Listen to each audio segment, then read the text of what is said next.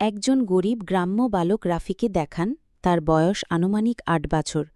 রুগ্ন শরীর, ছেঁড়া জামাকাপড় পরা, পায়ে জুতা নেই। সে একটি ছোট বাঁশের ঘরে থাকে, টিনের ছাউনি দেওয়া। আশেপাশে ধুলোমাটি মাখানো রাস্তা, গাছপালা আর ধানক্ষেত। পরিবেশ যেন নিঃশব্দ, শান্ত আর সহজ সরল হয়। রাফিকে দেখান ভোরে উঠে পুরনো একটা কম্বল গুটিয়ে রাখছে। তারপর সে তার মায়ের সঙ্গে টিউবওয়েল থেকে পানি আনে।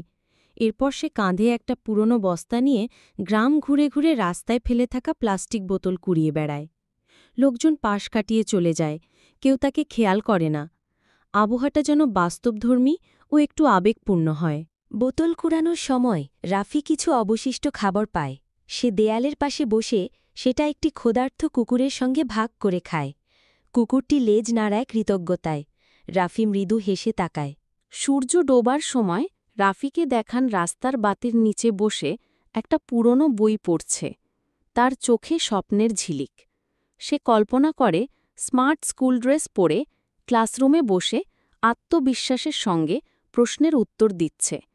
বাস্তব থেকে কল্পনার মধ্যে স্বপ্নময় ট্রানজিশন দেখান।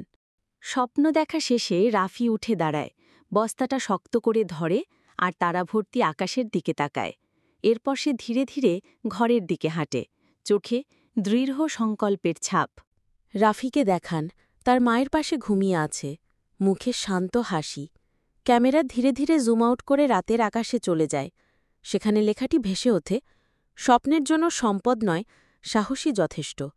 শেষে হালকা আবেগপূর্ণ সুর বাজতে থাকে।